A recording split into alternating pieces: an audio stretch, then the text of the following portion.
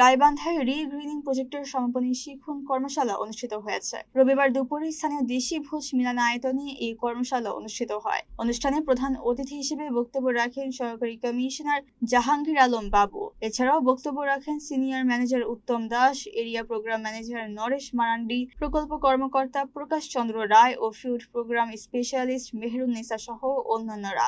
আয়োজকরা জানান, প্রকল্পের মাধ্যমে জীববৈচিত্র্যের উন্নয়ন, খাদ্য নিরাপত্তা বৃদ্ধি, মাটির উর্বরতা বৃদ্ধি, নবায়নযোগ্য শক্তির ব্যবহার ও সামাজিক বনায়নে কাজ করা হয়েছে। পরিবেশ পুনরুদ্ধার ও সুরক্ষার মাধ্যমে টেকসই জীবিকা জোরদার করে খাদ্য নিরাপত্তা ও শিশু কল্যাণ নিশ্চিত করাই এই প্রকল্পের মূল লক্ষ্য। ক্লাস্টার পর্যায়ে যে টেকনিক্যাল স্টাফ আছে তাদের সহযোগিতা নেওয়া, রিগেনিং যে প্রকল্প এটার কাছে ফোকাস কার্যক্রম, কারিগরি প্রশিক্ষণ প্রদান। এখানে লক্ষ্যমাত্রা ছিল 480 জন, আমরা অর্জন করেছি 600 জন। স্বাস্থ্যসম্মত পরিবেশ শিক্ষার আমরা করতে পেরেছি 3000 জন। বৃক্ষরোপণ যে কর্মসূচি, বৃক্ষরোপণ কর্মসূচি, ন্যাচারাল রিজেনারেশন, এই কৌশলের উপর সক্ষমতা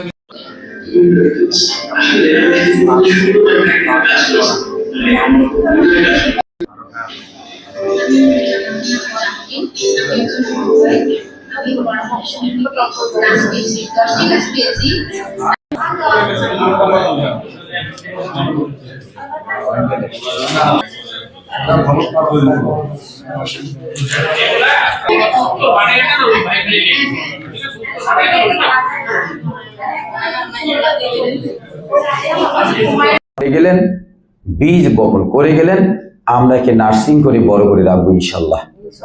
এটাকে শেষ হতে দেব না। যে বীজ আমাদের থেকে হংকং বলি, অস্ট্রেলিয়া বলি, আর বিদেশে যে জাতি বলি আর যাই বলি না কেন, আমাদের মধ্যে বাঙালি জাতিকে তারা যা দিতে চেয়েছেন, আমরা যা নিয়েছি তা যেন রক্ষা করতে পারি, এই প্রতিজ্ঞাবদ্ধ। যতগুলো এনজিও আছে তার মধ্যে আমার সবচেয়ে ভালো লাগছে ওয়ার্ল্ড ভিশন, যে কথাগুলো আমার পূর্বের ছাড় এবং আমার দাদু বলে গেছে, সেই কথাগুলোই আসতেছে বারবার। যে আমরা দেখছি উপজেলার মাধ্যমে কৃষকদের কিছু অনুদান দেওয়া হয়েছে, সেগুলোও কিন্তু আমরা এক সময় সঠিক কৃষক পাইনি। দেখা গেছে যার জমি নেই সেই পেয়েছে, কিন্তু যার জমি আছে সে পায়নি। এখানে কিন্তু সেটা হয়নি।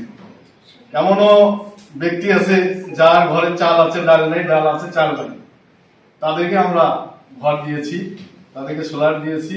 এটা আপনাদের মাধ্যমে আমরা প্রতিনিধি যাচাই বাছাই করে আমরা দিয়েছি।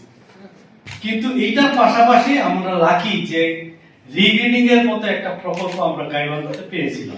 খুবই শর্ট টার্ম প্রকল্প, কিন্তু অনেক গুরুত্বপূর্ণ বিষয়গুলো নিয়ে আমরা কাজ করেছি। আমাদের মূল প্রকল্পতে আমরা আগে 4টা ইউনিয়নে কাজ করছিলাম, পৌরসভা সহ। আর এই প্রকল্পটার মাধ্যমে আমরা বোয়ালি এবং মালিবাড়িতে আমাদের কার্যক্রম এক্সটেনশন করতে পেরেছি।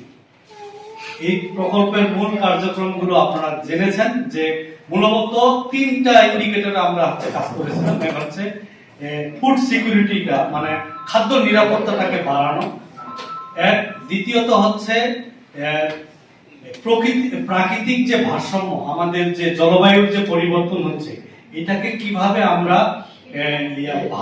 প্রকৃতির যে জল, পানি, মাটি, বায়ু, এটা সুরক্ষা করা যায়, এই বিষয়ে আমরা কাজ করেছি। আর একটা হচ্ছে দুর্যোগ নিয়ে আমরা কিছু কাজ করেছি, যেখানে আপনারা হয়তো 2 বিঘা 1 বিঘা করছেন। এই যে ওনাদের উদ্দেশ্যটা, আমি মনে করি যে সফলতা আসবে আমাদের মাধ্যমে, যদি আমরা এটা ধরে রাখতে পারি। মূলত এই প্রোগ্রামটা সমাপনের একটা লক্ষ্য, কতটুকু অগ্রগতি হয়েছে সেই সম্পর্কে সকলের মধ্যে যে বিষয়টা ছিল সেটা জানিয়ে দেওয়া এবং ভবিষ্যৎ পরিকল্পনা সম্পর্কে অগ্রিম একটা ধারণা দেওয়া। এই বিষয়ে আজকে প্রধান অতিথি হিসেবে বক্তব্য দিতে পেরে আমার নিজের খুব আনন্দ লাগছে।